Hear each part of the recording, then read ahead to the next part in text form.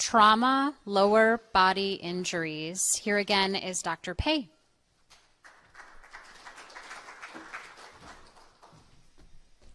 Thank you for clapping again. Yeah. You know, I love the MOC course because the vast amount of experience from the audience, especially in between the sessions, people are sharing their experiences and asking questions, and all that feedback is incredibly important to make the questions that make more sense or a little bit more pertinent to real practice. So I thank you all for coming up and just chiming in. So we did the upper body, and now we're going to move to the lower body. And I, for the purpose of dividing trauma into two, I included the abdomen and the lower body. Again, I have no financial disclosures. So this lecture is another fun fact-packed lecture with abdominal injury, pelvic injury. Then we move on to lower extremity vascular injury. We will touch upon burn, inhalational, and crush injury, all very important. Clearly not all lower extremity, lower body injuries, but important concepts nevertheless. So let's start with abdominal injury. You know, I think this is the reason, one of the reasons why I decided to become a trauma surgeon is because, well, at that point there was still a lot of operative abdominal trauma. So we were doing spleens and all sorts of things, duodenums all the time, and so I thought, boy, this is great surgery. And then little did I know, you know, now pretty much we don't operate on much of anything. And we continue to push the envelope, shall we say, with non-operative management. For the purposes of the exam, however, we don't want to be pushing the envelope too much, so people do need to have operations on the exam. Let's begin with a question, please. Okay, so a patient was struck by delivery truck, is obtunded and intubated. Vital signs. I don't actually know if this ends up in a question, but the vital signs are blood pressure is 80/50 after 2 units now. So if you're already given 2 units of blood, the patient's still 80/50, heart rate of 125, SATs 98% on the ventilator. There's the chest x-ray. There's the FAST. You quickly recognize that on the, I have trouble with my left and right. On the left of the screen, the chest x-ray is a wide and mediastinum. On the right of the screen, the FAST shows fluid, right? Fluid, okay? This little stripe right here. Okay. So, it is a question. So the question is, what is the next step of management?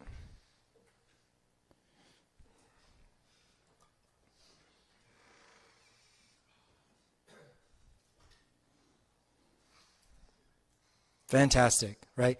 This is a review from the last module, right?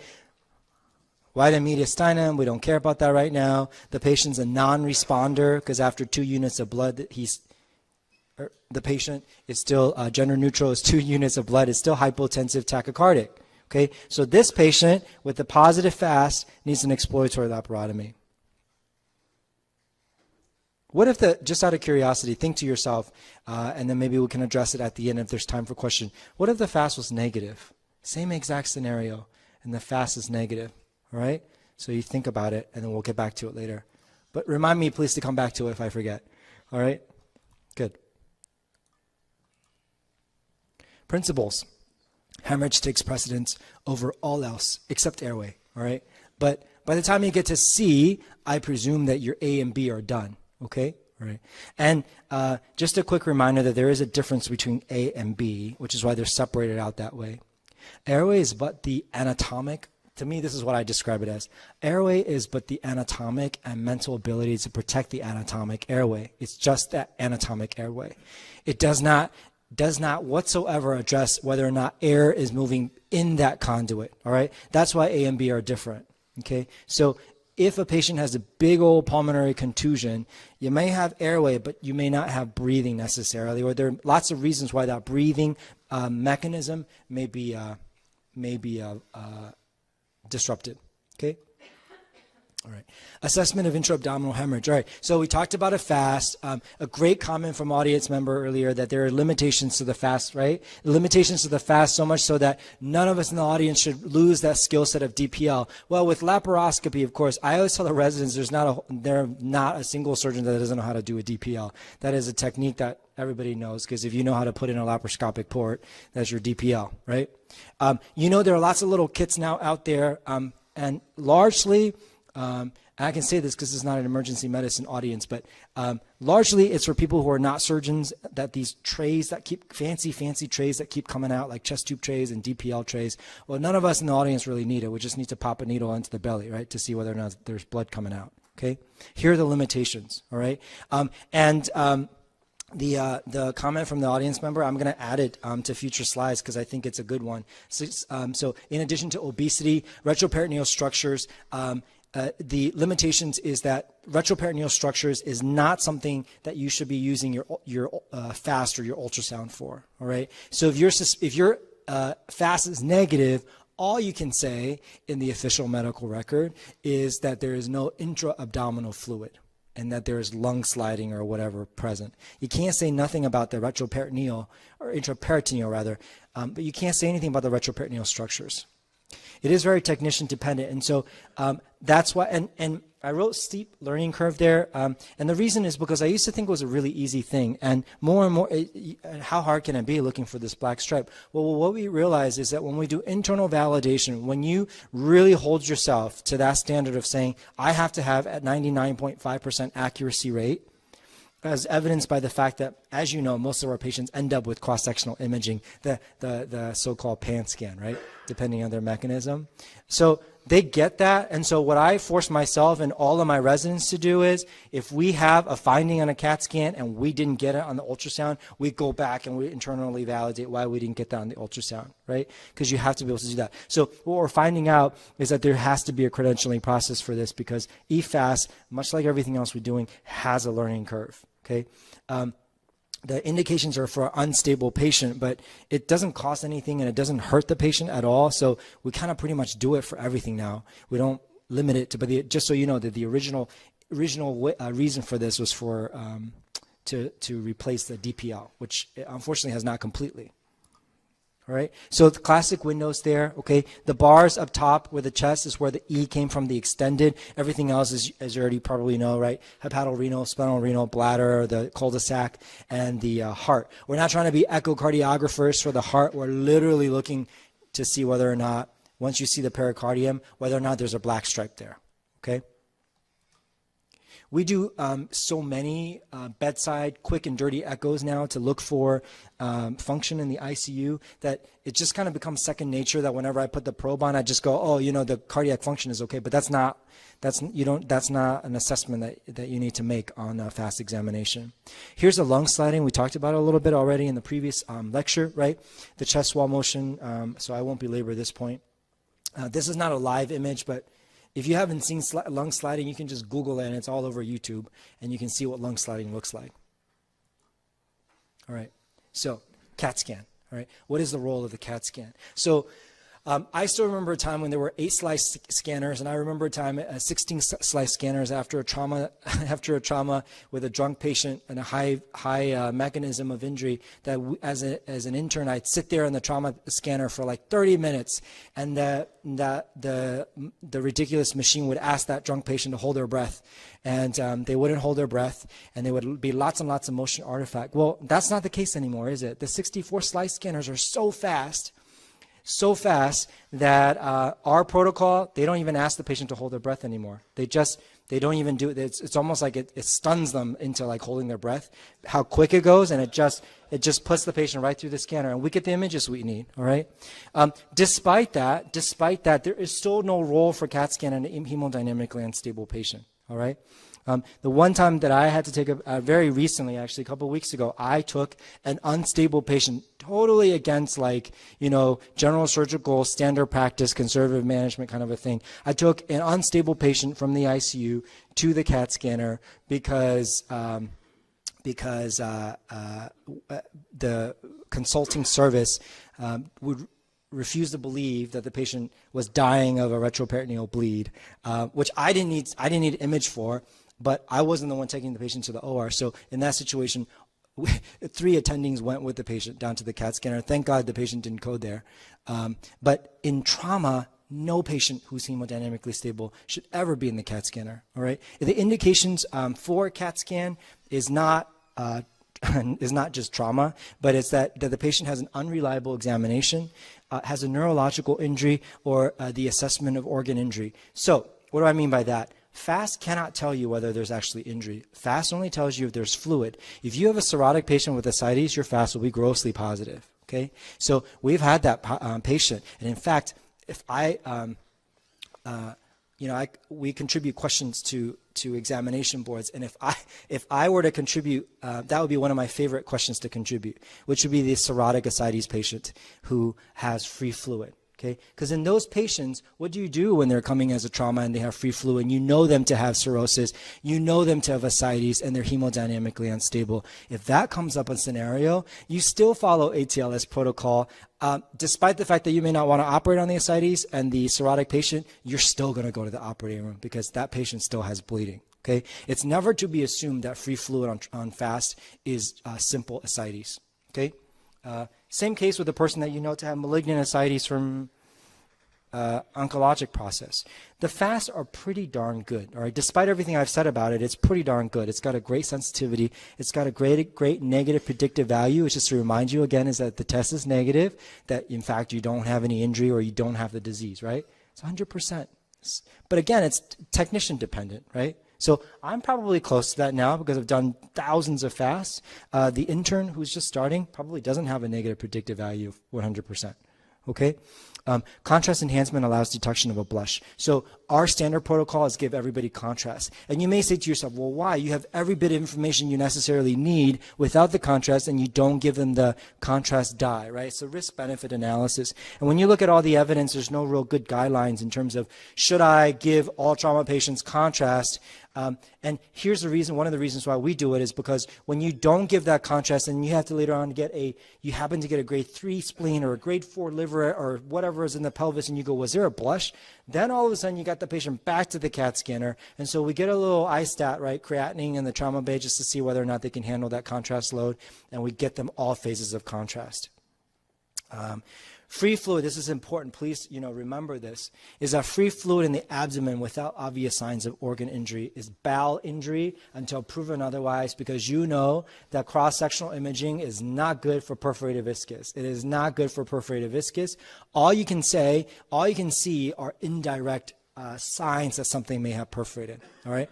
So yes, there may be a lot of free air, but free air is an indirect, right? None of us, whenever we see free air as a general surgeon for a consult, we don't necessarily go, oh, I know where it's coming from based on that cross-sectional imaging. We always go, oh, well, it's probably the duodenum. It looks a little bit inflamed, or we look somewhere else. So it's always indirect signs. In a trauma patient, when you see fluid and they're stable, we don't think blood. We just go, that's fluid. I don't see any injury, but I have to make sure that the patient doesn't go home. That patient gets admitted for serial abdominal exams for presumed bowel injury. Okay? All right. DPL, the 9th edition, the 10th will be coming shortly. 9th edition of ATLS makes DPL as an optional skill station.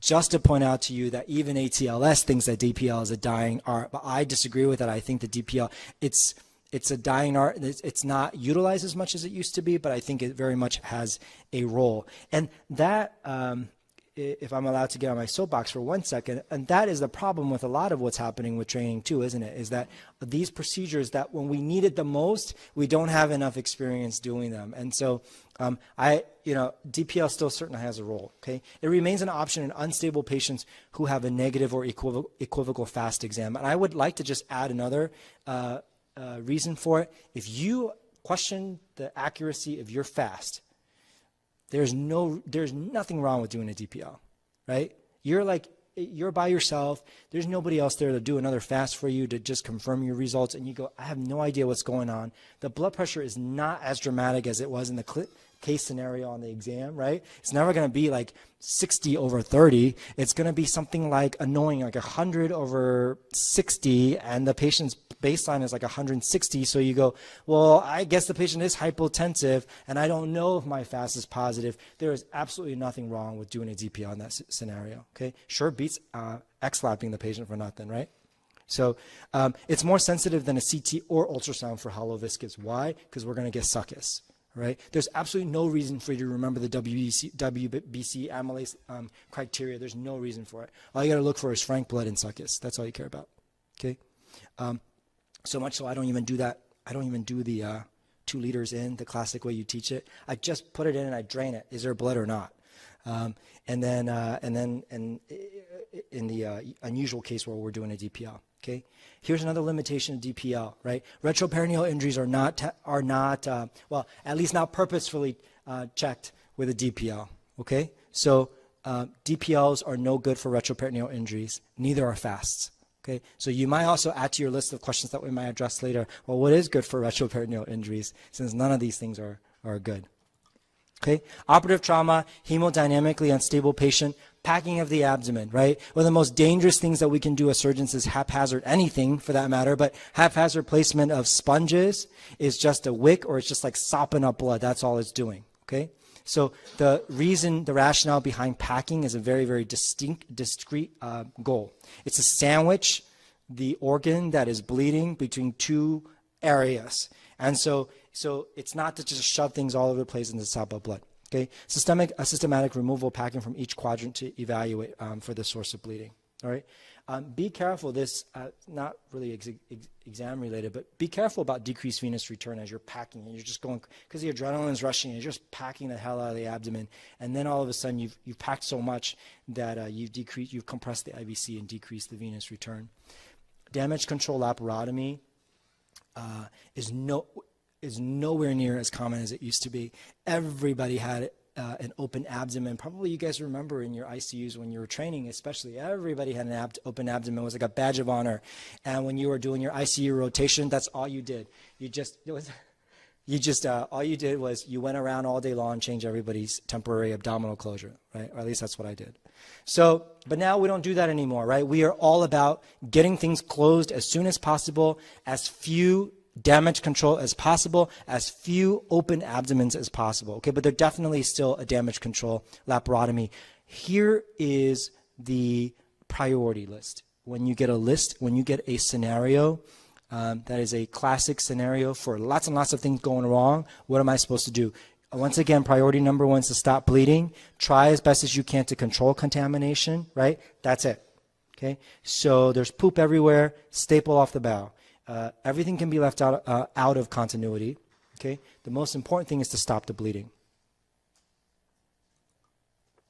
Temporary abdominal closure's role is for, of course, our very feared coagulopathic bleeding, right? It's our lethal triad. Everybody's familiar with it. Hypothermia, coagulopathy, and acidosis. The patient is dying is basically what's happening.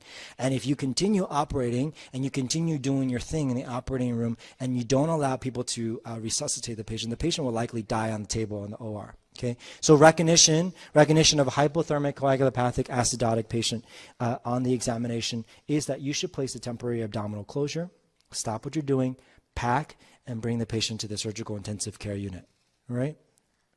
It's not a indication to operate faster and get the thing done. All right? Disadvantages of TAC. So this is why we don't like to do TAC as temporary abdominal closure. This is why we're moving away from temporary abdominal closure. Extreme fluid and heat losses. Okay, loss of domain and functional disability. I would argue for people who survived their injury, their catastrophic injury that ended up in a damage control laparotomy, they lose their domain within 48 hours of a temporary abdominal closure. And those of you who do ventral or incisional hernia repairs in the audience, you know that in 2016, it's perhaps not good enough just to patch the hole in the drywall. We're trying to pull that fascia back to midline as much as possible because we're trying to restore function, not just cosmetically prevent herniation, which is what we used to that was our only goal. Well, I don't want you to strangulate and die. Now we want to try to restore physiology. Well, we can control some of that by not feeding more and more patients with loss of domains into the public, and that's by decreasing temporary abdominal closures. there's a under recognized protein loss, right? Under recognized protein loss, 2 grams of protein loss from each liter of abdominal fluid. That's a ton. That's why patients with ascites, or that's why people who get ascites pulled out, they get what? They get albumin replacement, right? Not only to remain their oncotic pressure, but you really are taking quite a bit of protein load out of their system. Okay, temporary abdominal closures, I know this is going to be controversial, but I'm going to say it anyways, probably increases your fistula risks, all right? And very well documented that it increases longer ventilator days. Well, for no other reason than the fact that despite some literature suggesting that you can have a temporary abdominal closure being completely off the ventilator, it seems kind of like a mean thing to do when the patient has all of this huge bulging bowel and you extubate them and you're doing their abdominal washouts at the bedside, right? So what happens? They end up on the ventilator, not because we don't like evidence-based medicine, but because we're trying to be humane. And we, if it were me up there, I probably don't want to be extubated and look at my bowels and, have you change my temporary abdominal closure. All right, so it's time for another question. A patient sustains high-speed rollover. Seems like that's my prompt for everything, huh? High-speed rollover MVC, hypotensive and not responsive to fluid and blood. And here's the EFAST. Which of the following is the next step in management?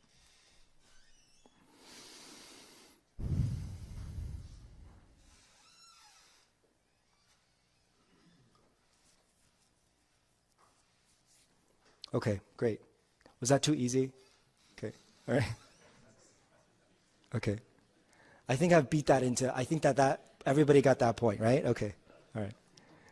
Okay, there are harder ones coming, guys. Okay, here, let's talk about the spleen. All right, so selective operative and non-operative management. Listen, the spleen management, I know for many members of this audience, you went from take everything out, you don't need it, except maybe in kids, to don't take anything out as much as you can and wait for failure of non-operative management. That's where we are right now. Wait for failure of non-operative management before we take a spleen out, right? And I know probably a lot of you guys were witness to that transition to non-operative management of the spleen. Okay, it's great for the patient. It's great for the patient when it works. Non-operative management, lower hospital costs. Earlier discharge, although I think, I don't know, I think maybe somebody in the audience should redo that study, because when you do non-operative management and you do those serial H&Hs, you know what we do, and then they are in the hospital and you're worried, oh, are they going to bleed? We need to watch them be on a 72-hour window. Well, if you take their spleen out, they're probably home a lot faster because there's no serial H&Hs, there's none of this stuff. But anyway, so that's the current literature. It avoids the morbidity of a trauma XLAP, which is, yes, it's a morbid procedure, okay?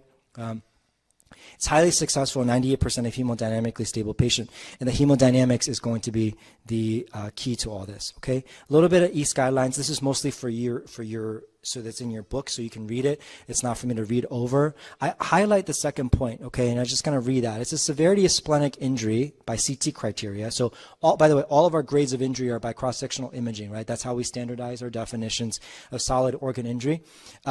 Severity of spleen injury, neurological status, age, and or presence of associated injuries are not contraindications to non-operative management, okay?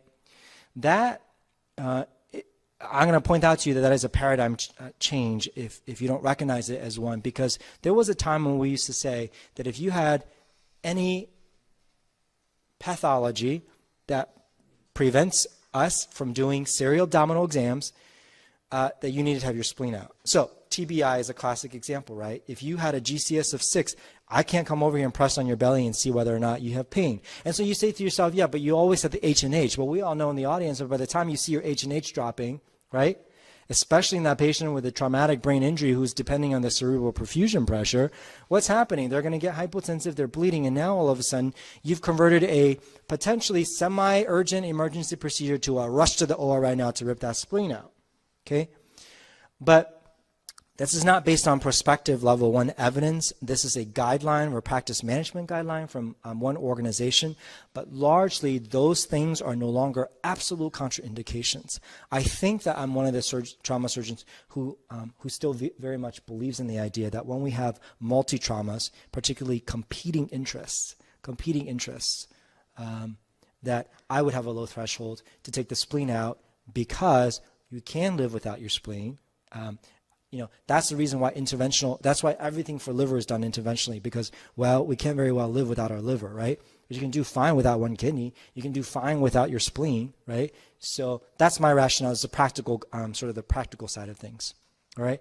Lots and lots of questions about what we don't know about how to manage spleens. Okay. Despite all this volumes of literature about it, we don't know how frequently we should be getting hemoglobin measurements, so we do Q6. We don't know how frequently we can do abdominal exams, and clearly we can't do them if you are TBI or have some ultramental status. We don't know when it's safe to start PO diet. We don't know what the duration of activity is, and we don't really know when it's safe to start DVT prophylaxis. We know that it probably doesn't, starting sub-Q heparin on somebody is not a, starting sub-Q heparin on a spleen, non-operative management of spleen patient is not contraindicated, but really, realistically, how many of you sitting in the audience with a grade 4 spleen that you're trying to do non-operatively is you're going to start heparin sub-Q the next day? You're just not going to do it, right?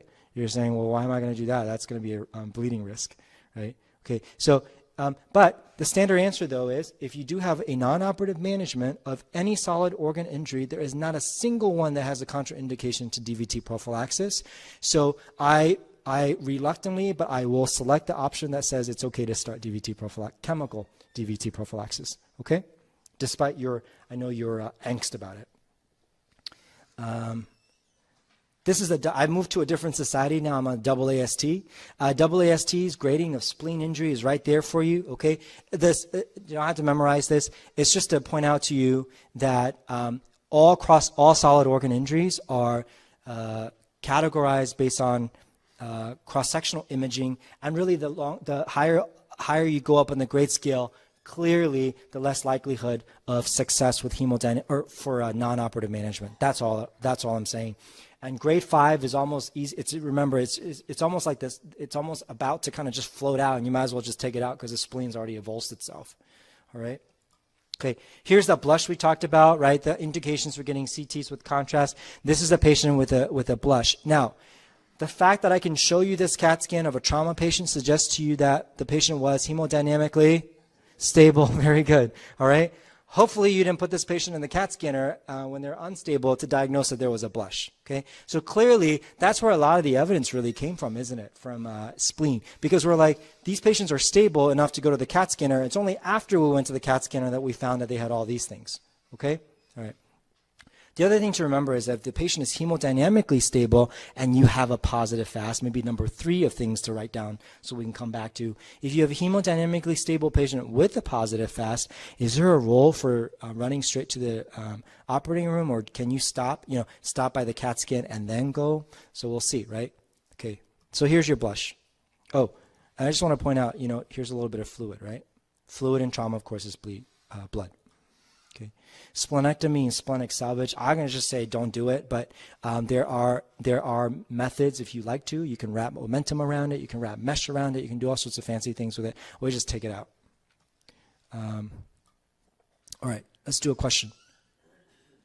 Post-splenectomy patients are susceptible to encapsulated organisms because the spleen is the primary location for production of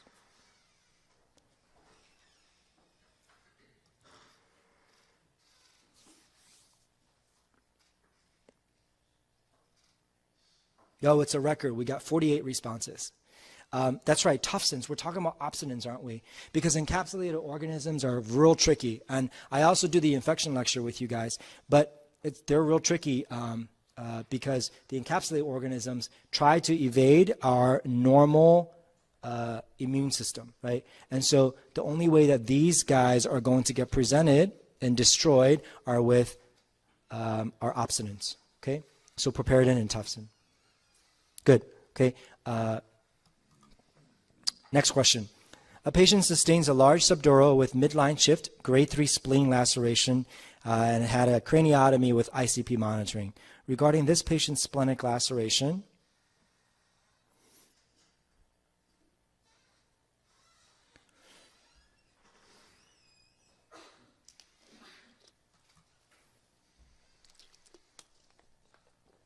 I'm more interested in just seeing the spread. Okay. All right. So good. So there's really no right answer here, especially what I just said about the guidelines. I still favor taking the spleen out. Why? You got a patient who had a large subdural with a midline shift, who's got an ICP monitoring in place, who's probably comatose, and any drop in their H&H or blood pressure is not well tolerated, right? Because remember, prevention of secondary injury for traumatic brain injury patients is what? Avoiding hypotension and avoiding hypoxia. And we're not going to avoid hypotension if we have a spleen that's bleeding, okay? All right.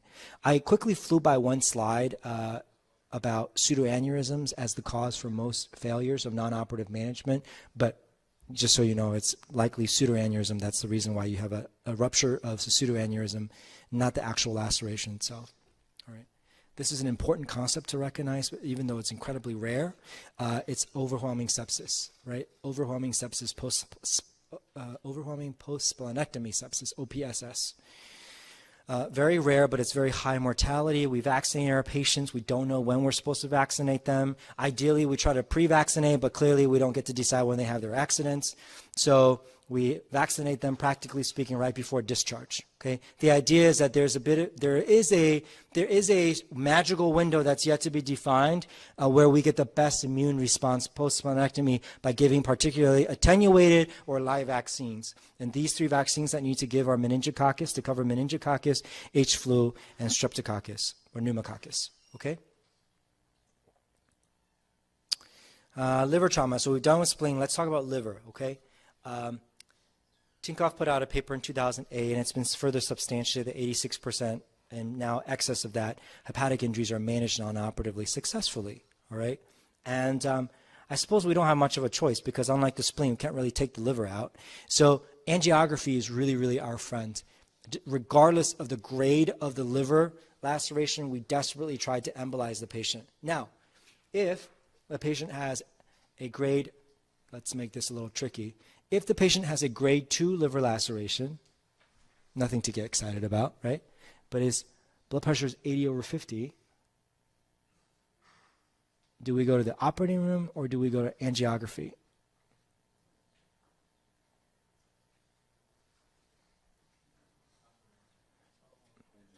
Angio. So I'm hearing a lot of angio. So I would say that the standard answer on the exam for this year is going to be angiography. Okay. And it's not to be annoying or dorky by saying, well, yes, you how did you get the grade 2? Because you got a CAT scan, so the patient was hemodynamically stable. But that's not the point. The point is that the vast majority of liver injuries, even in initially hemodynamically unstable patients, are amenable to angiography. Okay, so that's a caveat to the that's the caveat to the straight to OR rule, just like pelvic fractures when we talk about later. Angiography with embolization should be considered hemodynamically stable patients with active extravasation. Okay, pharmacologic prophylaxis for DVT is safe, all right, and does not increase failure rates. So again, if that comes up as a question, just say yes to sub-Q heparin or enoxaparin. Okay, all right. Here's a liver laceration with blush and fluid around the liver, right? Okay, gradation. I apologize for the module name. I will have it corrected. But the gradation of liver injury is just like before, right? This is a AAST grading system. Same thing. The further you go down the grade, the less likely that it's going to be that you're going to be successful with non-operative management. All right. So here is a Journal of Trauma published guideline, sort of schematic of what to do, a decision-making tree, right? So this is about operative management of blunt hepatic injury, okay? So you're in the OR now, okay? So you're in the OR and you say to yourself, for whatever reason, you're in the OR and you look at it and you go, oh, this is a tiny little thing, right? So you can try to do hemostatics, try to argon beam it, try to do local hemostatic things. Sometimes you just hold on enough pressure. A clot will form and that'll be sort of the end of it all, okay? Try to throw some stitches. Now, if you have major bleeding and you do an X-lap and the belly's fully open, right? And you're trying to do your 4-thing packing, your 4-quadrant packing, and you're staring at this big old liver laceration, you should not assume that all of the blood is coming from the liver. So be systematic, pack everything away, okay? pack everything away, right? Then one system at a time, come back to it. So that would be a time where I would have, whoever my assistant is, hold that liver together while I go system. I want to come back to that last, make sure nothing else is bleeding, right? Take the spleen out if I need to take the spleen out, look in the gutters, make sure everything else is not bleeding, okay? All right. Now, this slide is a little busy, but it gets you to the idea of how can you control inflow? How can you try to diagnose what's happening, right? So you all know about the Pringle maneuver, right? Cross-clamping of the hepatoduodenal ligament. Okay? Easier said than done, but it's a technique that I think if you've done a general surgery residency, all of us have done general surgery residencies that you've been exposed to, right? You divide the gastrohepatic ligament, get your finger in through the foramen of Winslow. Most of us go from a left to right position, whatever works. Just cross clamp the hepatoduodenal ligament. Now, what's in that ligament? Well, it's the portal vein, right? The portal vein and the hepatic artery. Okay? If you can occlude portal vein and hepatic artery, you have 100% inflow occlusion, don't you, for the liver? Okay, so if you have 100% inflow occlusion of the liver and it's still bleeding, then what is going on, right? And that's what this is going on for. Okay, there's always going to be some back bleeding, even when you do complete inflow occlusion. Okay, so the idea is that if you have Pringle maneuvered somebody and you did it correctly, and there's still a lot of bleeding just kind of welling up in your field, that you have to consider a retrohepatic IVC injury, right? Because you could not control that inflow. Clearly, any IVC injury is not going to be controlled by a Pringle maneuver. Okay. All right. So here's a Pringle maneuver. All right. Last time I discussed this, there was some disagreement about how long you can continuously do a Pringle maneuver. I'm giving you the textbook answer. If you like to push the envelope and do 2 hours, I don't know. If you think 15 minutes is the maximum, but this is the standard answer. Okay, you can do one maximum hour of continuous. Practically speaking, what we do is intermittently, right? On and off, on and off. We do on and off sometimes actually just to see whether or not we have appropriate inflow control. I already talked about if you have complete inflow control and they're still bleeding, one has to think that there's a retrohepatic injury or a caval injury. Okay, those are incredibly difficult to get to, as you know, and patients in general with retrohepatic injuries or IVC injuries in that particularly difficult region don't do well. They just don't do well. Okay, atrial caval shunt is talked about. We do it in animals when we practice it, but we rarely ever do it in humans. By the way, if you have an IVC injury that's just staring you in the face, then it's okay to put a shunt through that, right? Something particularly like a chest tube works really well. But remember, the IVCs, it's not as fragile as I don't have a comparison, but it's fragile. You don't want to be overly aggressive with stenting things and shoving things into IVC, because you're likely probably just going to make a bigger hole than it was to begin with. But there is a role potentially for shunting somebody. Okay, this is a great time to get your liver surgeon or your vascular surgeon, whoever is your go-to, to come and give you a hand. Okay. Let's do a question. So 3 weeks following successful non-operative management of grade 4 blunt liver laceration, the patient presents to the emergency room with right upper quadrant abdominal pain and some nausea, and this is what the ultrasound demonstrates. The next step in management is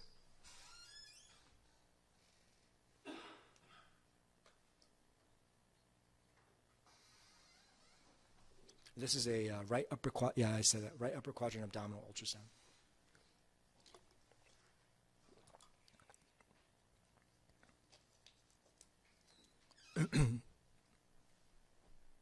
Fantastic. Okay. So the majority of you guys recognize that this is a bile leak of some sort, which is a classic potential complication of non-operative management, right? So we didn't do anything with it, and now the laceration that your liver injury is now leaking bile, okay? And the way to diagnose that is HIDA. So you say, well, not everything else is very invasive, clearly, right? But let's say you had a HIDA scan or you had a CAT scan on there. What would you choose? I don't really have the right answer for that. If there's really sort of equivocal tests to see whether or not there's a collection, I would still choose the HIDA probably, because the HIDA is going to be telling you that it's in fact a liver leak, as opposed to just cross-sectional imaging, which is going to say fluid. right? Fluid pocket by the liver, right? All right. So sequelae of hepatic injury, right? Bile-leak, biloma, hepatic abscess, hepatic artery pseudoaneurysm, much like splenic pseudoaneurysm. It's not as prevalent as of an etiology for failure, but it's certainly something to think about, and potentially very catastrophic, right? I mean, that is a catastrophic bleed if you had hepatic artery pseudoaneurysm, and depending on where it is, it can be very, very difficult to get to. The spleen is easy, isn't it? I mean, the spleen is just, that's why I always figure just take it out, but the hepatic artery pseudoaneurysm is difficult to get to. Hemophilia is a potential. So we associate hemophilia with previous instrumentation, right, of the biliary system. There's some sort of a fistulization going on between the arterial system and the biliary system, and trauma, liver trauma, is one of those reasons. Next question. 23-year-old man in a ATV rollover accident sustains paraduodenal hematoma. I'm just telling you that he had a paraduodenal hematoma. He returns to the ED 2 days after discharge with nausea, vomiting, inability to take PO. The next step in management is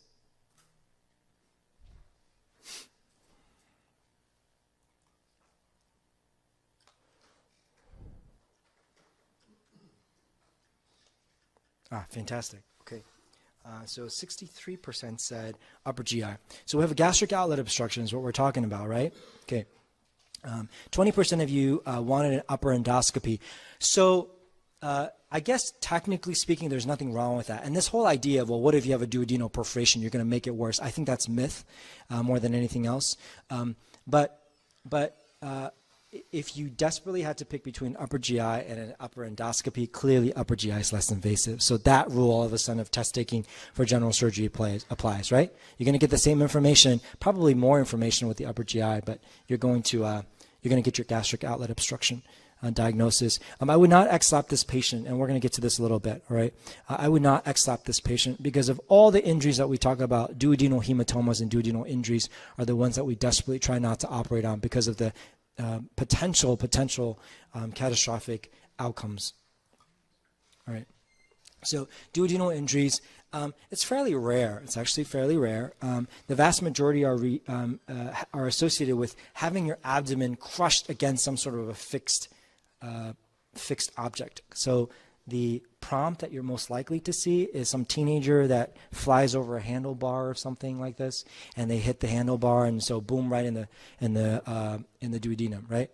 It's generally associated, it's frequently associated with, I should say, pancreas, liver, and small bowel injury. And we're going to get to a spinal column injury that's also associated with it, right? And the reason why the duodenum can get affected is, like I mentioned earlier, is that it's a fixed structure. It is, depending on which portion you're in, it's affixed to the retroperitoneum. So it can crush against the spine, can't it, right? And not only can it crush against the spine, it can actually, especially during rapid acceleration, deceleration, it can actually detach and tear, right? The diagnosis is imaging, cross-sectional imaging. It's pretty rare to have a paraduodenal hematoma that causes hemodynamic compromise, especially in the initial setting, because sepsis won't set in for a while, even with a big old uncontrolled fistula, right? So that's why we get these on cross-sectional imaging. We usually don't find, we usually are not surprised by paraduodenal hematomas, I guess is what I'm saying, in the operating room, okay? CT sensitivity is pretty good, okay? Chance fracture, I don't generally like eponyms. I think it makes more sense for you to just say what the actual thing is. But basically, when you have a thoracic spine injury where the duodenum is attached to the retroperitoneum and you crush yourself against the steering wheel, handlebar, whatever, and you get the seatbelt sign, right? So you bend forward, you break your spine, and now the seatbelt is pushing against your duodenum, against your spine, and now you have a blunt crush injury of your duodenum. Coke-rising of the duodenum. This is a real nice looking picture of a duodenal hematoma. It's a really nice medial visceral rotation of your colon. So look at this. This colon's almost past midline here now, right? This whole bit has been flipped up. The retroperitoneum is exposed, and here's your DUI right here. Okay, right. If you're doing, so this gets a little tricky because this is considered a zone 1 retroperitoneal injury, which we're going to get to, okay? So all those things to remember, oh, do I explore this? Do I not explore this? All right, so with a duodenal hematoma, if it's just a hematoma and you're looking at this picture, it looks pretty, ragged and you're not quite sure, we advise leaving it alone and leaving wide drainage. And the reason for that is because that hematoma likely will resolve, as shocking as it looks, okay? And the patient will likely open up. Versus you opening this up, right? Because you're going to have to go try to find out whether this is a full thickness, and you would have converted potentially something that would have been treated non-operatively to a full thickness injury. And now you got to deal with this difficult duodenum. Okay. Now, let's say that you do find that there is a full thickness injury. If the injury is relatively small, 3 centimeters seems arbitrary, you can try to attempt a primary repair. Okay.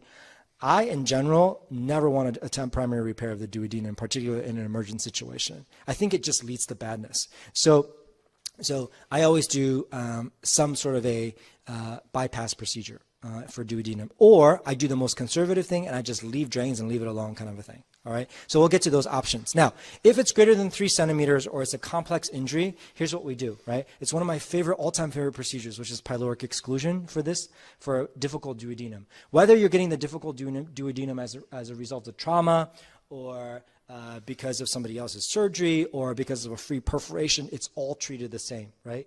Okay, so here are your options. You can do a pyloric exclusion, right? If you pyloric exclusion, most of you know that you can just take a TA stapler across the pylorus. That TA stapler will let up after a while, so you don't even have to sew it shut. There's nothing wrong with doing a gastrotomy, opening the anterior wall and sewing the pylorus shut with a chromic. There's nothing wrong with that. Okay, but it's so easy. Just take a TA stapler across it. The staple goes away after just the perfect timing. It goes away as your duodenum is healing itself. All right.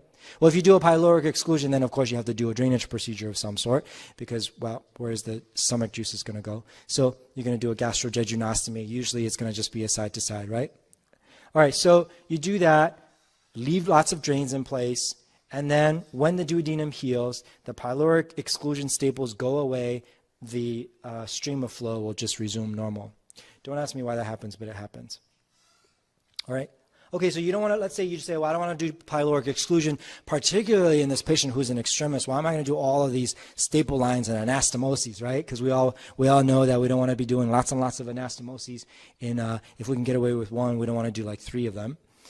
So there's nothing wrong with duodenal drainage, all right? In fact, if the prompt has a question, the question is that the patient is unstable, I just leave drains. Just leave lots and lots of drains. The worst thing you can do is try to go after all these things in an emergent setting, okay? Oh, and we'll talk about this in pancreas, but we absolutely do not do trauma Whipples. That's just, I don't know, that's like we don't do that. We talk about it, but we definitely don't do it. All right. Diverticulization is suture closure of the injury. Okay. It's just another name for doing exactly the goals as the previous concepts, which is widely drain your injury and try to divert the caustic stream of flow past this injury if you can. All right. So same thing. AAST has grades for all injuries. Okay.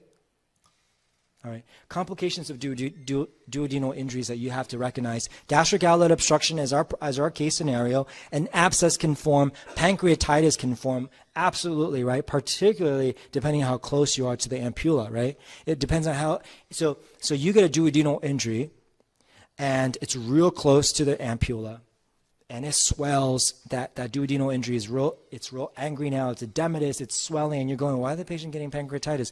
Well, because physiologically that ampulla is obstructed. Okay, or worst off, you put a stitch in it and you closed it up. Okay, which has happened. So you can get a pancreatitis after that.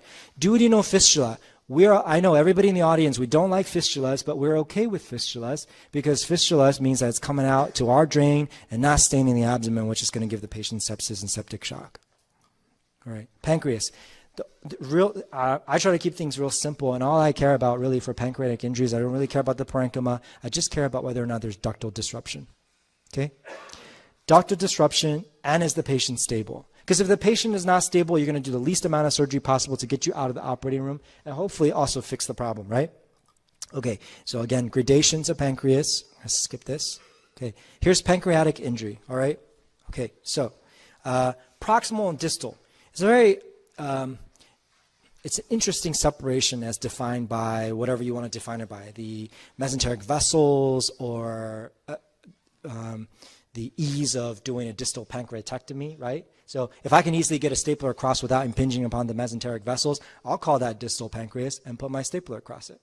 All right? Okay, so regardless, if it's a proximal injury, you're going to drain it.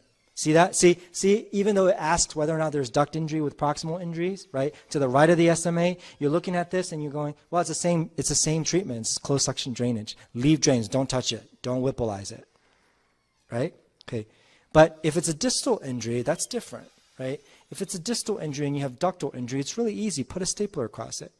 Get into the lesser sac, expose the pancreas, and put a stapler across it. Again, leave drains, right? This is not a good time to be conservative about drains or trying to be, progressive about not putting drains in, okay? So leave a drain because you did a staple, right?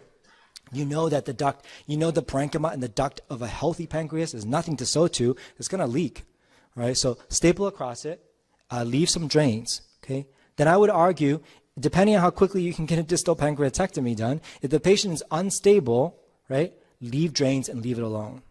Don't do a distal pancreatectomy. In real life, it really doesn't take that long. It's like a spleen. It doesn't take that long once you get the exposure to fire a stapler across the, and in fact, sometimes when you do a spleen, you just accidentally take the pancreas with you. So it's not that hard to get to the pancreas, right? So, but on your test, if you have an unstable patient, leave drains and don't do it. Don't do the distal pancreatectomy. Okay.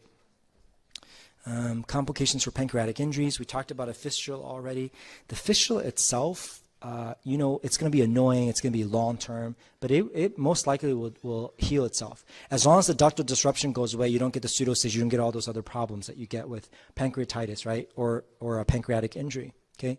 The problem is, number one, if that fistula is no longer controlled, you get intra-abdominal abscesses. Okay. The second problem is that there's a lot of electrolyte abnormalities with high output pancreatic fistulas. All right. So if a question were to ask you, what kind of electrolyte abnormalities would you expect? This is the patient, and in the American board, it's always like, it's never like a one-liner thing. You read this whole prompt and it's setting this patient up, and then it asks something that you totally didn't expect. Like, what are the electrolyte abnormalities? Right? Because you're thinking, I'm going to do pancreatic fistula management over here. Okay? So another test-taking tip was just to read the question first and then go back to the prompt. That's how I always do it. I always read the question. Sometimes I can answer the question without reading the prompt. That's rare. But you just look at the question first and go, okay, now I'm going to go back to the prompt and find out what it is that they're asking me in this paragraph-long thing. Okay? Octreotide is debatable. Somatostatin, the ultimate off button for GI secretions, debatable. Leave a drain. Pancreatic pseudocyst, we talked about it. 6 centimeter rule is not a hard guideline anymore. We now just wait until the patient becomes symptomatic. Okay, so let it grow until it hurts or they have gastric gullet obstruction. Okay. All right. Let's do another question, please. This question is a patient who sustains yet another high-speed rollover MVC, who is hemodynamically unstable. You've taken the patient to the OR for an exploratory laparotomy. There's the splenic hilar avulsion, so the spleen is just kind of floating. Liver laceration in the right lobe, multiple enterotomies, and a paraduodenal hematoma with associated pancreatic tail disruption. Goodness, what are the appropriate management priorities? Okay, I'll give you guys a few seconds here to read the options.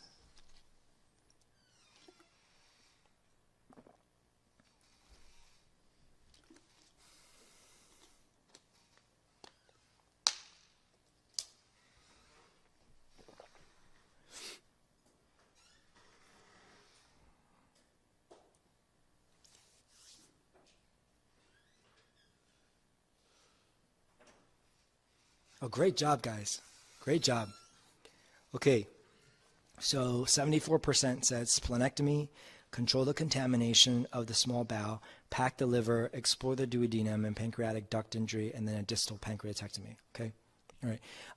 23% said pack all 4 quadrants, splenectomy, small bowel resections with a temporary abdominal closure. All right, so this goes back. So I think A and C are. There's nothing really wrong with doing A. You're a little bit more definitive in C. And one of the reasons is this. You're already in the operating room.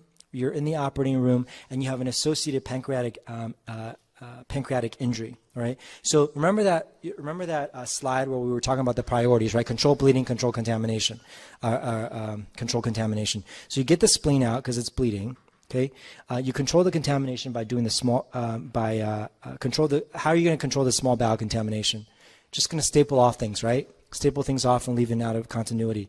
And you pack the liver, explore the duodenum and pancreatic duct injury. And most likely the thing that is different between A and C is that you're going to be able to do a distal pancreatectomy on this situation. So here's generally the rule. If you're in the operating room, already for lots of other injuries, and you have a tail of the pancreas injury right now, like I said earlier, it doesn't take that long. Just fire a stapler across the tail of the pancreas, and you would have gotten not contamination. You would have gotten control of the pancreas. Okay, and we're trying nowadays to try to minimize the temporary abdominal closures. Okay, so as much as you can do definitively, do it definitively until the patient presents themselves with the lethal triad, which is acidosis, coagulopathy, and hypothermia. Okay. Kidney, so we're moving on to kidney now. Again, AAST grading, okay? All right, so key points in management grading. I don't want to belabor the points here for kidney, okay? Non-operative management is standard for most blunt and some penetrating injury to the kidney, okay? Disruption of the renal vascular pedicle is unlikely amenable. So if you have renal vascular disruption, you should probably just take the kidney out. Now, what about the scenario of the patient who's hemodynamically unstable? You're X-lapping them and you see this kidney hematoma, right?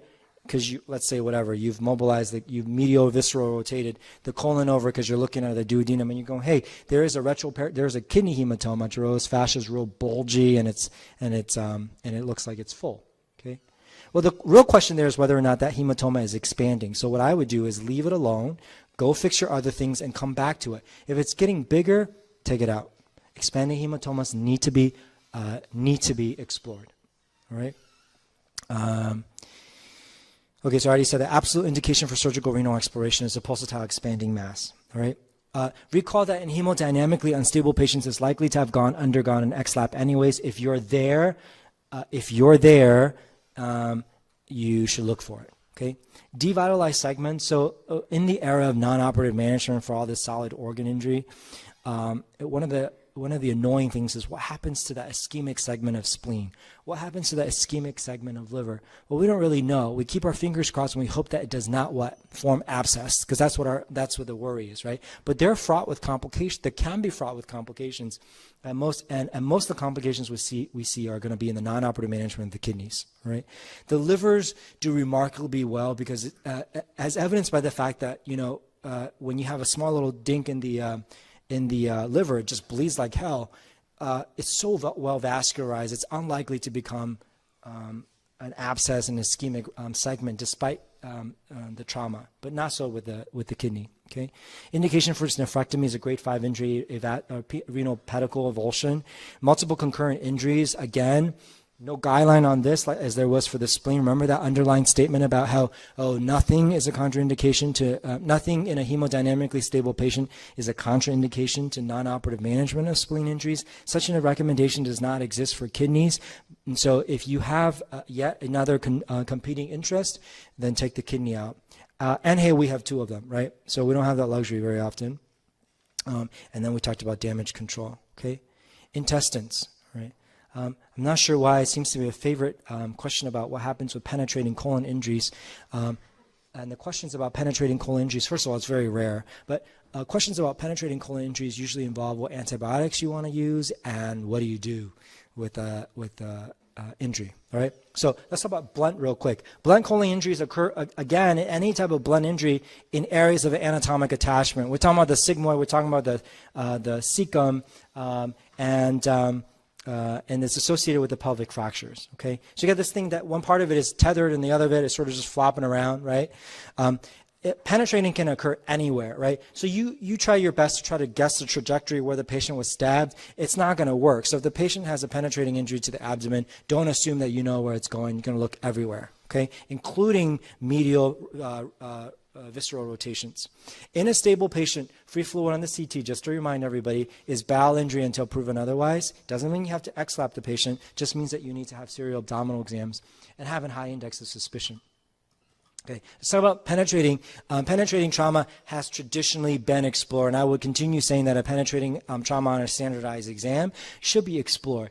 Now, if the option of this local wound exploration comes up, sitting right next to the XLAP option and your patient is stable, I would pick local wound exploration, all right? So if local wound exploration is up there and there's no peritoneal violation. In practical terms, if I have any question, I do a diagnostic laparoscopy just to look. Now, don't put your trocar through the laceration, right? Because, there's definitely going to be peritoneal violation. Let's see. If non-operative management is selected, you need to have the facilities for frequent abdominal exam, right? That means having an intern sitting by the bedside and doing serial examinations and an exam that's worthy, a trustworthy exam. So not somebody who's on heroin and that got quite a response. I'll pick a different drug. Not on somebody who's like on PCP, right? That's not a trustworthy exam, all right? Okay, that is a limitation for a lot of us practicing surgeons, which is who's going to sit there and do these serial abdominal exams, right? And of course, the papers are all written from centers that have the 8 interns a year that can sit there and do serial abdominal exams, okay? So if all else fails, we're surgeons, so we just put a little scope in and we're going to take a look, all right? So my point being this, non-operative management of anything is contingent upon your ability to do serial abdominal exams. And if you don't have a capability of doing it, nor can you trust the serial abdominal exam for its validity, then you can't really do non-operative management. All right. Just remember this, please, for the antibiotic choices. Skip measures is popular. NSQIP is popular. Bariatric complications is popular. So those of you who are bariatric surgeons are going to love the exam. But the cephalosporin and Flagyl, right, metronidazole, okay? Bottom line is it doesn't really matter what generation cephalosporin. Every institution has different guidelines, right? The latest one at Yale is ANSEF, or first generation, and Flagyl. We give that perioperatively, okay? You need to give that for penetrating trauma. You need to give that for penetrating colon injuries. So you say, well, how do I know I have a penetrating colon injury before I make an incision? Well, you assume everybody has a penetrating colon injury. So when you have a penetrating abdominal injury, you're going to give these antibiotics before you go, okay? Your coverage or anaerobes is a minimum, obviously. That's what the Flagyl is for, okay? Management of mesenteric hematomas. So I struggle with it sometimes. I look at it. Sometimes I'm really tempted just to take it out, especially when it's a tiny little segment. When you have a mesenteric hematoma, right? You're standing there and you're going, I don't know if this thing is expanding. I just don't know. But the standard answer is that there's no absolute indication for having to take a segment of bowel or intestines out just because there is a mesenteric hematoma, all right?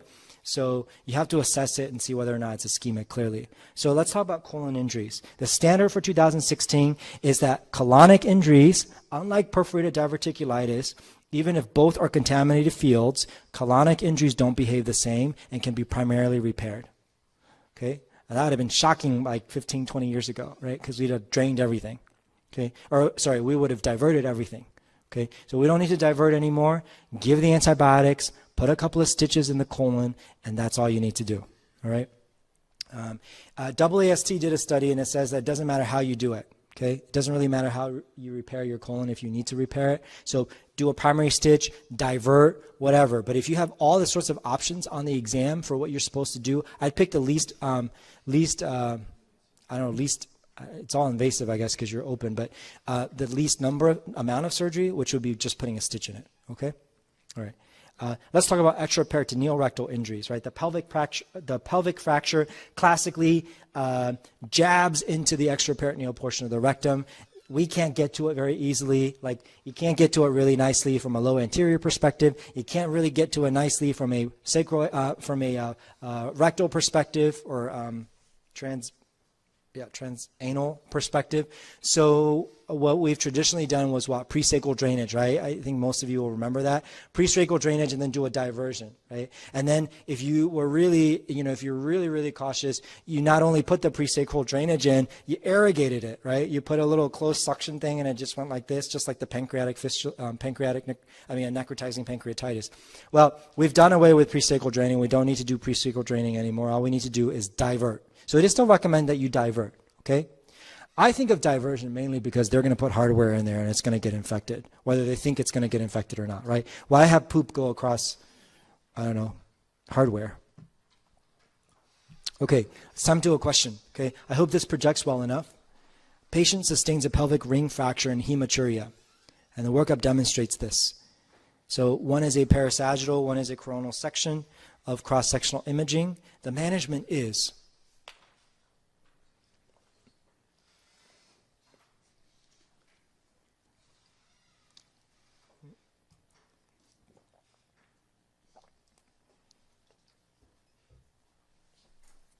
fantastic.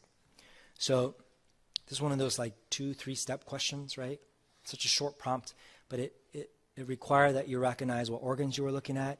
It requires that you recognize that there's a Foley in the bladder, and that the contrast that's not in constant is extravasating here is in an extraperitoneal position, right? And then it requires you to recognize that for extraperitoneal bladder injuries, the treatment management plan is going to be Foley catheter drainage. Okay. What if it were intraperitoneal, or freely intraperitoneal bladder injury? Put a couple of stitches in it. I heard that in the audience, right? So extraperitoneal bladder injuries only require drainage. Intraperitoneal bladder injuries require exploration to one layer, whatever suture you want to use. Just doesn't really matter. Now, so this is classic teaching, right? And I should be standard answer. And of course, people keep pushing the envelope of doing less and less surgery for trauma patients. So, there is some suggestion that even for intraperitoneal bladder injuries, as long as you have a Foley in place, it'll heal itself. We shall see, right? So the standard answer is still that you should repair these, okay? Urethral injury, okay? So classic signs of urethral injury is, again, a high index of suspicion, right? We check for blood at the meatus. We always say, it's, you don't need to check for blood at the meatus for women because the urethra is so short, but you absolutely can get a urethral injury. It's just much, much rarer than in men, right? Perineal ecchymosis, so just high-riding prostate, and a gross hematuria, okay? Any of those things happen leads you to believe that there may be a urethral injury, mandates for you to investigate whether or not there in fact is a urethral injury. And the area that's most likely injured is the posterior urethra, because that's a membranous region, right? So how do you do this? You do a retrograde urethrogram and a cystogram, okay? So urethral injuries are very commonly associated with bladder injury, so you don't want to just stop at looking at the urethra. You also want to look at the bladder, okay? A Foley catheter or whatever at the tip of the penis, fill it with fluid, hopefully under fluoro. Fluoro may not be available to you. You can just get plain x-rays. We actually do CT cystos now after we do a urethrogram. It's all in the time savings thing, right? The CT is so fast now, okay? Bottom line is you got to look for the urethral injury, okay? Now, having said that, I think 90% of the time we find the urethral injury, and then the urologists come and they shove the Foley in anyways. So I don't know why, but it didn't seem to make a difference. So retroperitoneal hematomas. All right, so this is the one that I know certainly confuses the residents a lot. And so I'm going to try to keep it just so, especially those of us who don't do it. Frankly, I'll tell you, I'm a trauma surgeon. I don't deal with retroperitoneal hematomas all that often in a traumatic situation. We get spontaneous RP bleeds all the time, and you just ignore it. You know how it is. You ignore it, and it just goes away. But in trauma situations, you can't always ignore it, all right? Okay, so let's define the zones real quick. The zone 1 is a central region, right? Central region. Zone 2 are on the flanks, and zone 3 in your pelvis, okay? Right off the bat, you guys hear pelvic retroperitoneal hematomas, and you already know that's going to be associated with a pelvic fracture, and that's like poking the tiger. We don't go there, right? We desperately don't want to poke open a potential space that is already tamponaded off, all right? Okay, so let's keep things... I'm going to try to keep things as simple as possible. For all penetrating injuries, everything gets explored. Doesn't matter where it is, all right? We don't care about caveats right now. We just want to, this is a 30,000-foot view, okay? We don't want to get too nuanced here. For blunt injury, the vast majority are observe except zone 1, okay? So think of it as penetrating, explore everything, blunt, observe everything except when it's involving the duodenum and pancreas. That's central region, okay? For those patients, you should do a visceral medial rotation, right? bring the colon kidney over. Look at that. Remember that beautiful picture of that periduodenal, the duodenal hematoma? You have to look at it. Now, doesn't mean when you find it, once again, that you should go poking into it, right? Especially if it's blunt. Just that you need to recognize it, because if you recognize it, you can do one of those fancy procedures or not and just leave drains, right? Okay.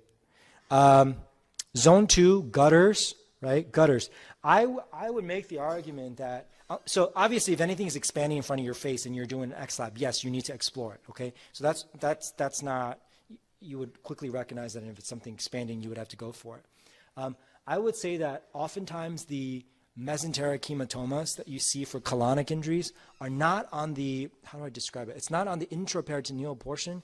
You only notice it when you actually medialize it. So take the white line down and rotate it over, and you go, oh, there's a big old hematoma on that side. That may not be visible to you from the intraperitoneal side. So one of the, and so if you just follow the rules for exploring while penetrating, in that situation, you probably would have done that, because you'll remember, well, if this is a penetrating injury, I need to look at the other side of the colon. Does that make sense? Okay. All right. All zone 1 injuries should be explored, whether blunt or traumatic. It's just a different way of saying things. Okay. Let's see. Relative contraindications include patients receiving anticoagulation therapy. All right. So you don't want to go open up a big old hematoma if somebody's on Coumadin and you haven't rapidly reversed them, right? Okay. Before I forget, maybe just tidbits to write down in your books, because they're not on these slides for me. Just to remember that this, the new standard from 2016 for patients who have antiplatelet agent-induced coagulopathy or platelet dysfunction in a traumatic setting is DDAVP, right? Is not to give platelets. Because that's always been tradition, right? We go, well, the platelets, all of them are saturated with Plavix or aspirin, so we just give some new ones. And so, yeah. So the question is, how much digging would you do into a central hematoma looking for a pancreatic ductal disruption? I would dig and I would look. That means opening, completely exposing the lesser sac. If you suspect that there is a retroperitoneal zone 1 injury, you're not done until you've seen the entire pancreas. Yeah, and you know that by doing a full cochlearization of the duodenum, you're getting a really good look at least proximal, and probably even a little bit distal to proximal pancreas. Okay, all right. So does that answer the question? Okay. So did I say DDAVP? Yeah, we said that. Okay. So antiplatelet therapy, right? Okay.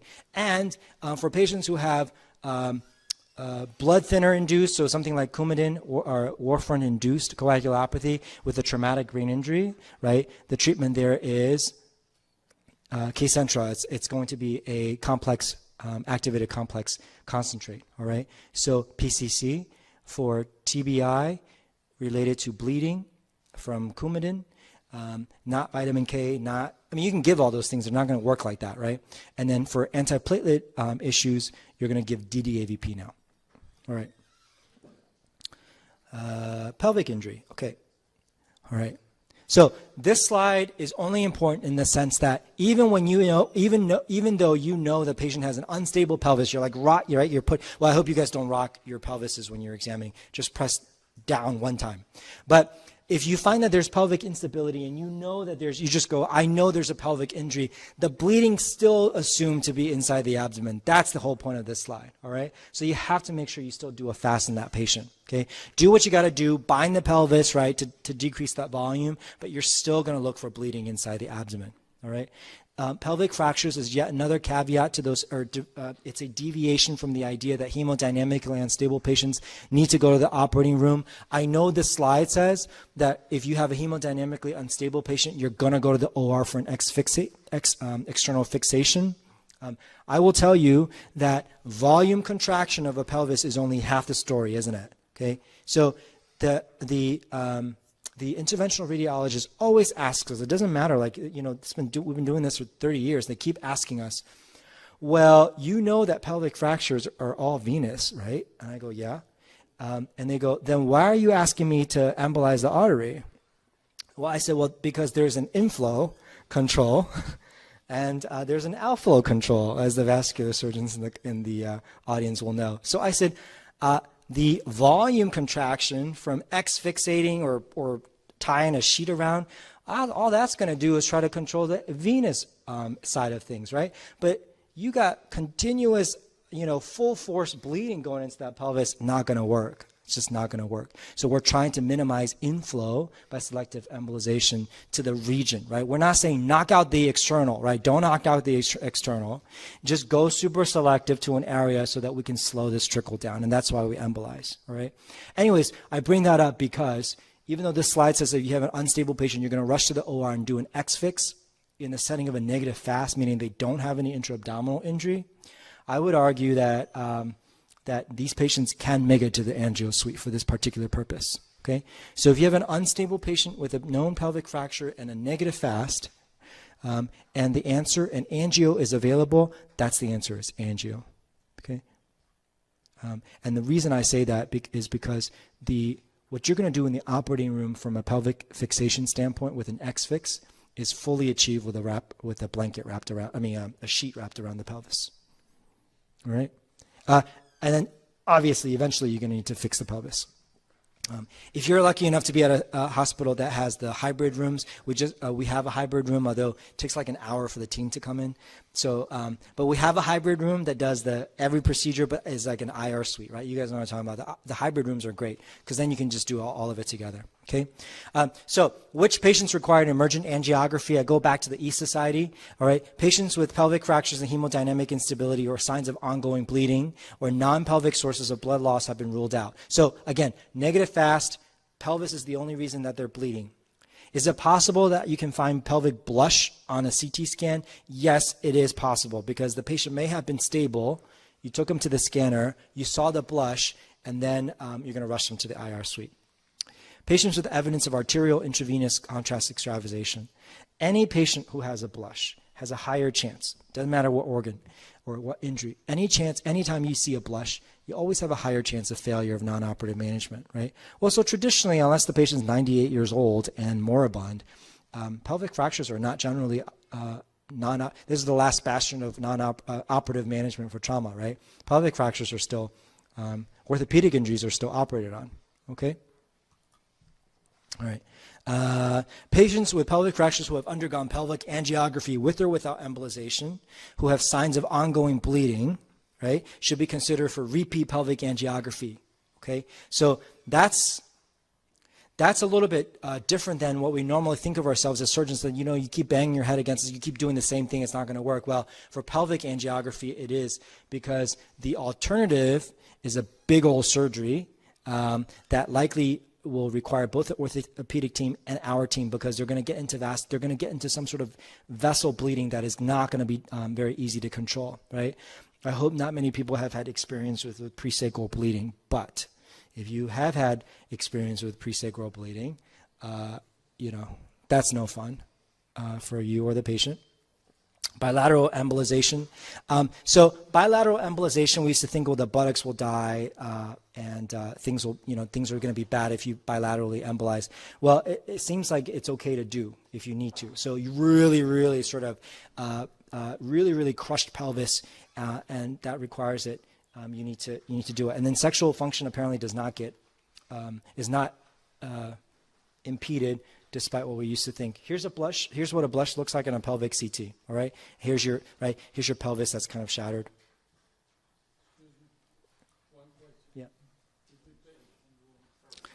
That's a great question. So the question is, if the patient's on warfarin and they come in with a blush in the pelvis, and they're, I presume, hemodynamically unstable, would you rush them to the IR suite first or give them PCC? And I would rush them to the IR suite. Yeah. So prothrombin complex concentrate. So are there radiographic findings which predict hemorrhage? So fracture patterns on pelvic x-ray does not single-handedly predict mortality, hemorrhage, or the need. So it's not like the wow factor when you look at the x-ray and go, oh, this is bad. It's not necessarily associated with outcomes, all right?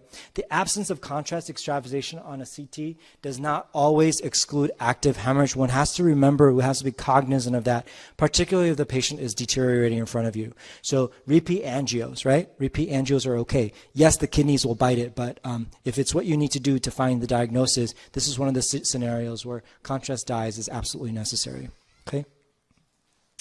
If a retrograde urethrogram or cystogram needs to be performed, it should be performed after the CT with intravenous contrast because you're going to get a false positive otherwise. All right. I don't want to talk too much about non-invasive temporary external fixation devices, right? So for a little while, everybody came with these fancy binders, right? And so, but they were so difficult they were like a corset but for your pelvis, and you'd put them on the wrong place. And so all you were doing was like crushing the thigh against each other and squishing the scrotum and testicles until they were ischemic, but you didn't do anything with the pelvis. So the easiest thing is just the cheapest, oldest thing that we have, which is the sheet, and that's what we use. Right? Because if you don't know how to use the binders properly, and frankly, I got to tell you, there are too many manufacturers, so you can't have too many manufacturers of something this complex because nobody will ever have enough experience with it. Pelvic packing, it's a favorite of Denver. Whoever works at Denver, it's a pelvic packing came out of this idea that those of you who do laparoscopic inguinal hernias know this space very, very well. Our urologists know this space very, very well. It's the preperitoneal space, right? And so what we're trying to do is we're not trying to violate, we know that the bleeding is retroperitoneal, right? And so we try to dig into these are the pictures, I hope you can see it. We literally, it's this exact same steps as when I'm doing a laparoscopic inguinal hernia, except that there's massive hemorrhage going on. And you get into the retrorectus space and you start dissecting that plane out, and you literally just start putting packs down by where the pelvic fracture to tamponade it off. Much, much, much easier said than done. I don't do it anymore, but it is a technique that's out there. I think I'll just skip this one. Okay, all right. So that's the abdomen pelvis. All right, let's move on to lower extremity injuries. Okay, question. Hard signs of vascular injury include all of the following except.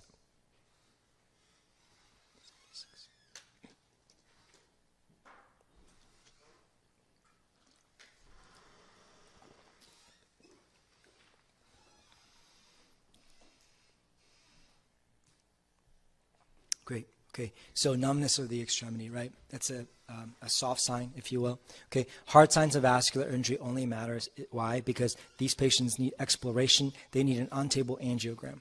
Okay. These people need to be checked out. So expanding hematoma, pulseless extremity, obviously. Audible bruit suggesting turbulent flow, and active hemorrhage. Okay. Screening for extremity arterial injury with API, okay, arterial pressure index. This is the easiest thing to do.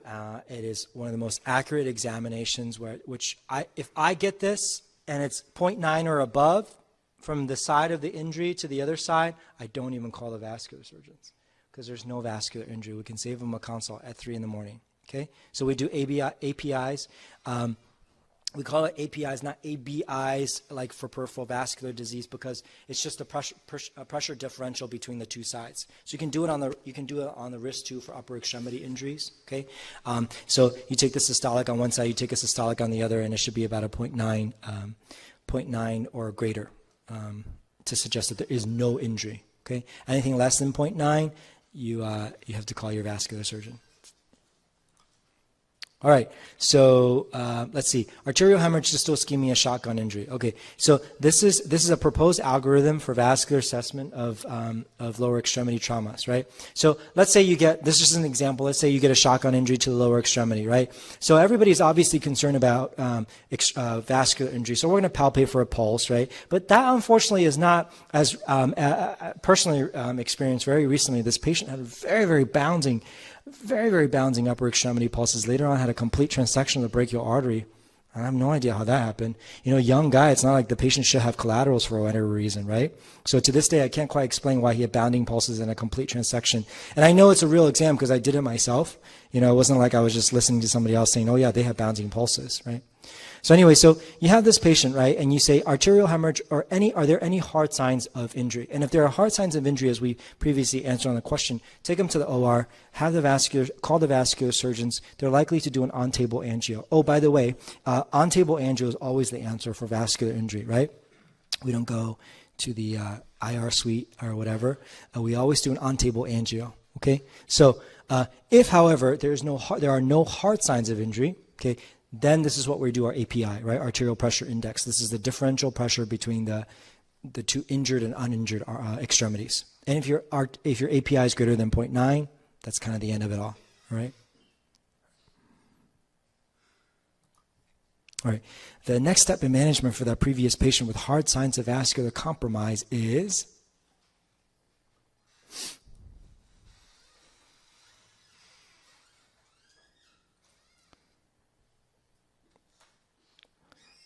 excellent. So OR for exploration, not IR suite. I think I just gave that answer away too on my previous talk. So stat CTA, somebody 6% said that. The CTA is, so basically anybody with a hard sign of vascular compromise needs exploration anyway, so anything that stops you from going to the OR is but a delay to go into the operating room. Okay? All right. Posterior knee dislocation. Okay.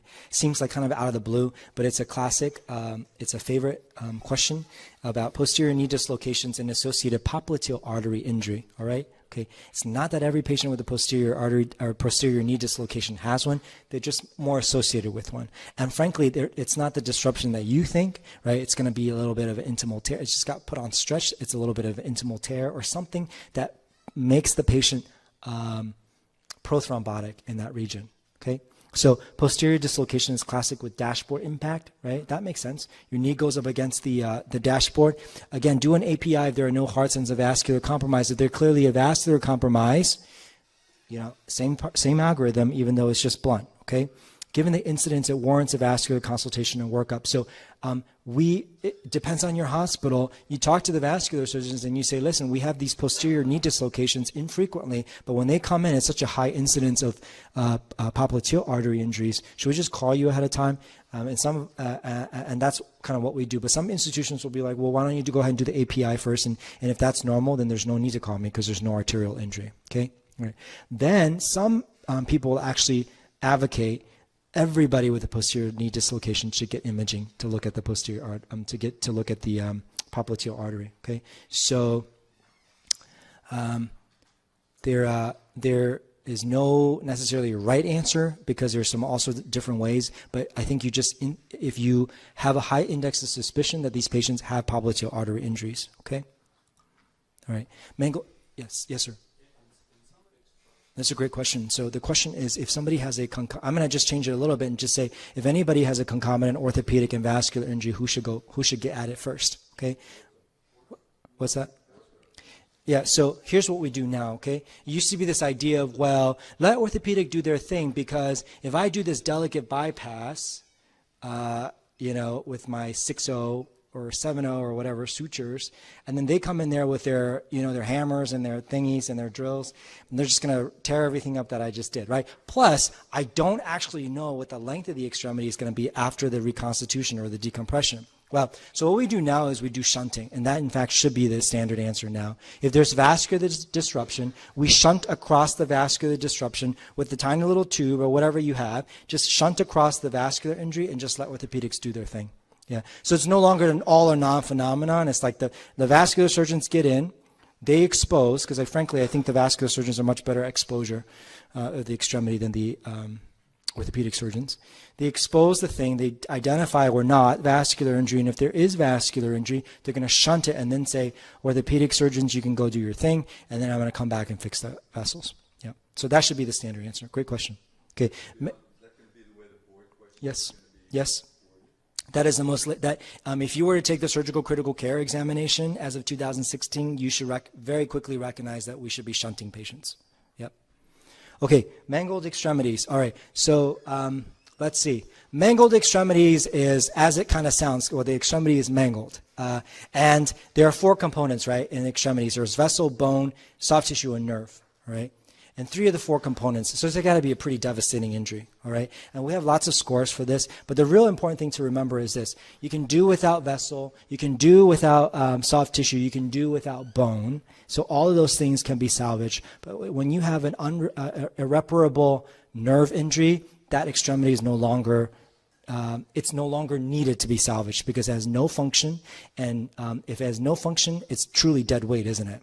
Because all it's going to do is get decubitus ulcers. Eventually, they're going to end up with a vascular surgeon for amputation anyways, okay? All right, I'm going to skip this busy slide so you can just look at it on your own. But bottom line is, if it's salvageable, If the nerve is not involved, you're going to try to salvage it. Veins can be patched, arteries can be patched, soft tissue, who cares? Bones can be patched, right? But as soon as your nerves are involved, it's unfortunately game over. Okay. Reperfusion injury and compartment syndrome. Please recognize that, not only for the extremity, but we'll talk a little bit about it during burns, but also we need to talk about it for abdominal compartment syndrome. Also recognize that, okay? So fasciotomy, reperfusion injury, classically 6 hours. I figure when there's any amount of ischemic downtime, there's really no harm in doing a fasciotomy because you really don't know how long the downtime is, right? If you have to my rule is if the vascular surgeons had to revascularize, they should get fasciotomies in a trauma patient, all right? Okay, let's go over burn a little bit, okay? All right. Okay, so the adults rule of the adults rule of nines, and then the same rule of nines for the babies on the right side of your screen. But basically their distribution is they have bigger heads relative to their body. The Parkland formula, which is being challenged, okay, it's being challenged, but it's still the standard, is 4 cc's per kilogram times the surface area burn times your weight in kilograms. First half given over 8 hours. Your measure of success of your fluid resuscitation is by your urine output and urine output alone, not lactate, not blood pressure, not anything else. It's by urine output alone, okay? All right. So I say the standard is changing because remember when I talked about balanced resuscitation and permissive hypotension, the burn surgeons are catching on to that as well, and they're saying, I don't know if there are burn surgeons in here, but they're trying to, they're saying, well, wait a minute, maybe we shouldn't be quite so aggressive with our fluid resuscitation either, right? So eschorotomies, all right, talking about compartment syndrome, really what we're talking about full thickness here is this is the, the classic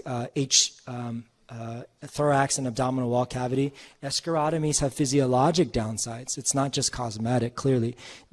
Difficult to ventilate, right? Decreased chest compliance. Decreased chest compliance changes everything in the mediastinum and the thorax, and you have decreased venous return, and then of course it also worsens the inflammatory process. So it's a vicious cycle.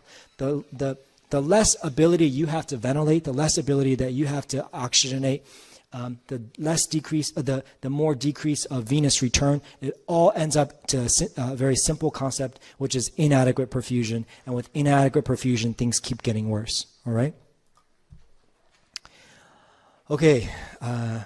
I don't know how to tell you to memorize this, but maybe you should just remember it. This is a classic. This is the classic burn creams and what they cause. Right. Silvadene causes leukopenia. Silver nitrate causes hyponatremia and metabolic alkalosis, and sulfamylon used on the ears, right, is carbonic anhydrase inhibitor, and it's painful upon application. The end. Any questions? The question is with a patient that I presented that had a CAT scan that showed a splenic blush. Would that patient go to interventional radiology? And the answer is yes, if their patient is hemodynamically stable. Yeah, absolutely. So, but at any point the patient becomes unstable, you just take it out. Yeah, and that's allowed. That's allowed that the patient initially was stable and they're no longer stable. Yeah. Yes. So I think your question is for central zone 1 blunt injuries. Yeah. So for central zone 1. Retroperitoneal blunt injuries, the question is whether or not thorough examination includes cholangiogram, and yes and no, absolutely. If you feel like there is, I guess the question is whether or not you feel like there is potential biliary disruption. And I think from the full cockerization of the duodenum, you should have a very good idea whether or not there should be.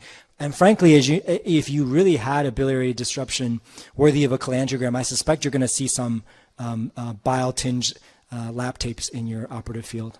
But yeah, it can, but it's not standard. We don't do it routinely. Yeah. So the question is, if for mangled extremities, if you have nerve damage that's irreparable in the upper extremity, is that an amputation just like the lower? And I don't have the answer to that question because the guidelines come from lower extremities. I imagine that with microvascular surgery, I don't know if there are any plastic surgeons in the room, that they're going to be much more aggressive about upper extremity nerve repair than they are about lower extremity.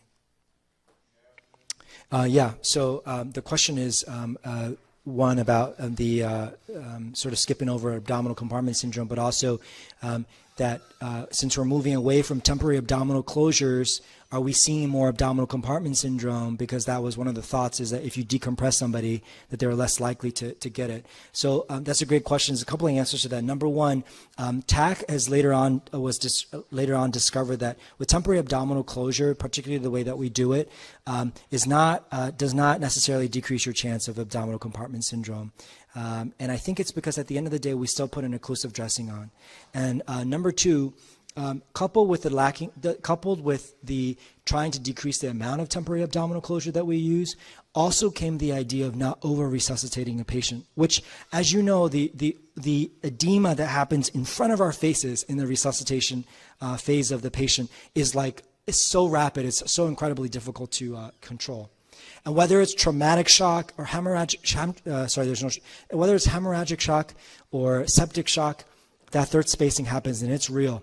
And so we didn't just take away temporary abdominal closure. We also said, but we can't be the old surgical resuscitation, which is, we were really happy when the patient was 15 liters positive by the end of the day, right? Because we knew that we did a really good resuscitation. So I hope that answers your question.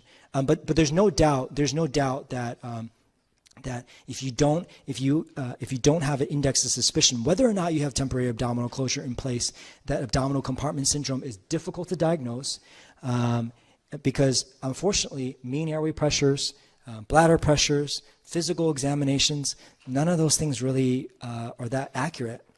So then you say, well, why don't I do a multivariate and say, let's pull peak airway pressures and bladder pressures together. It doesn't matter how many of these tests you do, it just doesn't tell you. So at the end of the day, it's all of our intuition that the patient in fact has abdominal compartment syndrome. So, and I would make my last point about abdominal compartment syndrome is that if you suspect somebody have it and you do a decompressive laparotomy, so the patient's open, just leave them literally open.